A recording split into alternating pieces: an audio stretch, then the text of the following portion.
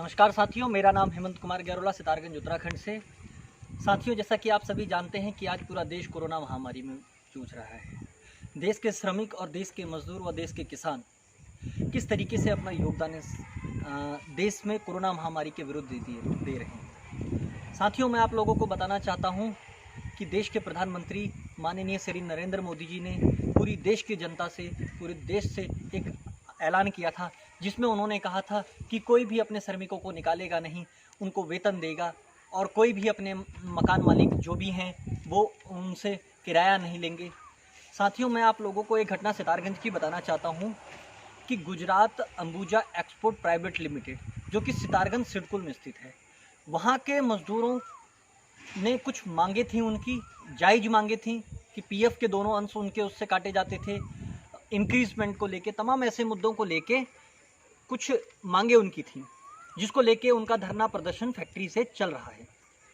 साथियों, मैं आप लोगों को बताना चाहता हूं कि इस जो इनका धरना प्रदर्शन चल रहा था गुजरात अंबुजा के खिलाफ मजदूरों का, इस कोरोना महामारी में उन्होंने अपना योगदान देते हुए इस धरने को स्थगित करके और सब अपने अपने घरों में सुरक्षित चले गए और इस लड़ाई में अपना योगदान दिया।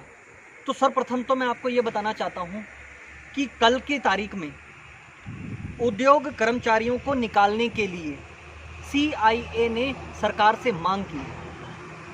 आज पूरा देश कोरोना महामारी से जूझ रहा है। ये पूंजीपति वर्ग आज मजदूरों को निकालने की बात कर रहा है। अरे, जिन मजदूरों ने आपको लग्जरी कारों में घूमने के लायक बनाया, जिन मजदूरों ने आपको ऐशो आराम करने की मोहलतें दी, जिनका खून पसीना निकालने के बाद आज आप कोठियों में राज कर रहे हैं, हेलीकॉप्टरों में घूम रहे हैं, अच्छे अच्छे देश विदेशों में घूम रहे हैं, अपने घरों में सुख चैन से बैठे हुए हैं, आज 1 माह और 2 माह का वेतन देने में आप लोगों को आफत आ गई। ये किस नीति के साथ आप काम कर रहे हैं?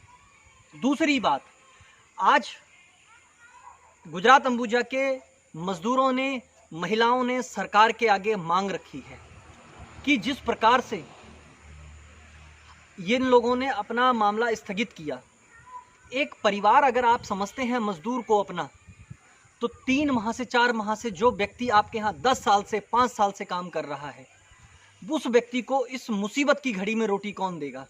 जिसने आपको इस योग्य बनाया कि आप जो है इतने बड़े बिजनेसमैन बने हुए हैं, इतनी बड़ी फैक्ट्रियाँ आपकी वो चला रहे हैं, आज इस दुखदायी अवस्था में उनका कौन साथ देगा? साथियों, 3 माह से उन लोगों को वेतन नहीं दिया गया है और 5 किलो आटा, 1 किलो चावल और 1 तेल की थैली देके उनको सरकारी हवाले से उनको दिया गया है। क्या जिस परिवार को 3 माह से वेतन ना मिला, क्या वो मजदूर 5 किलो आटे में इस संकट की घड़ी में अपना परिवार चला पाएगा? और 208 परिवारों को गुजरात अंबुजा एक्सपोर्ट ने आज सड़क पर लाके रख दिया है। ये बहुत ही शर्मनाक घटना है। आज इस देश का पूंजीपति अपना हाथ छुड़ा रहा है, किसान यहाँ इस महामारी में अपना हाथ बढ़ा रहा है, श्रमिक भूखा रह के अपना योगदान दे रहा है और इन लोगों को शर्म नहीं रह गई है इस बात की। दूसरी बात आप लोगों को बताना चाहता हूँ, जो 208 परिवार हैं ये तो सड़क पर हैं ही हैं, 3 माह से वेतन नहीं है। लेकिन मैं आप लोगों को एक बात इसमें बता देना चाहता हूँ, इन मजदूरों ने आज भी इस बात का डिस्टेंसिंग का फॉलो रखते हुए और जो है जब सरकार से हद पार हो गई, पूंजीपतियों की हद पार हो गई, तब उन्होंने जो है तहसीलदार महोदय से और जो है ज्ञापन उन्होंने दिया है और सरकार से मांग की है कि हमें इसमें वेतन दिलाया जाए, हमें न्याय दिलाया जाए। और ये फ़ोटोज़ आपको मैं संलग्न कर रहा हूँ, ये देखिए आप किस तरीके से उन्होंने अपना जो है डिस्टेंसिंग का पालन करते हुए अपना ज्ञापन दिया है। और आप ये भी जानें कि ये महिला क्या कह रही है, श्रमिक महिला का क्या कहना है, श्रमिकों के परिवारों का क्या कहना है, आप इसे सुने। अभी शासन प्रशासन भी हमारा साथ नहीं दे रही है। अगर शासन प्रशासन ने हमारा साथ देना चाहिए, अभी तक तो वो कुछ ना कुछ कर ही देते, हमारा समझौता हो ही जाता। हम 3 महीने से रोड पे बैठे हैं, हमको और ना किसी को राशन है ना कुछ नहीं है। वो अंबुजा वालों से कहा होगा, उनने राशन दिया, 1 किलो चावल दिए, 1 किलो चीनी दी, 5 किलो आटा दिया। कितने दिन खाएगा परिवार? जिसका बच्चे हैं, परिवार है, वो 2 दिन नहीं चलेगा उसके लिए राशन। निर्णय निकला कि पहले तो हमारी वार्ता हुई हमारे आदमी लोगों की, तो उसमें कुछ कमी रही, कुछ भी रहा। तो 2 तारीख को फिर वार्ता हुई विधायक के यहाँ, विधायक जी, तो उसमें कह दिया कि ठीक सारा फैसला अच्छा हो गया। फिर पीछे हट गए वो कह के कि जो मांगे थी उसकी मांग पूरी भी हो गई। इसके बाद फिर कहने के बाद फिर पीछे हट के 22 को नहीं लेंगे, 22 वर्करों को नहीं लेंगे, 22 को छोड़ के बाकी आ जाओ। तो हम लोगों की मांग ये है कि जाए सभी लोग साथ जाएंगे, जो भी जाए 22 हैं, जितने 208 मजदूर हैं तो सारे साथ जाएंगे। तो इसी बात को लेकर कुछ भी नहीं मिला, आज तक कुछ नहीं मिला कहीं से भी सुविधा। कंपनी से आया था राशन, 1 किलो चावल थे इसमें। 1 किलो चावल कितने दिन आदमी खाएगा, कितने दिन क्या करेगा। और बाकी जनवरी महीना में पूरे महीना ड्यूटी करी है तो उसमें 9,000 ऐसे किसी का तिहाई हिस्सा काट के दिया। और बाकी HR वालों से बात करें तो मैंने तो सारा दे दिया है, इतना ही बना था तुम्हारा, सारा दे दिया।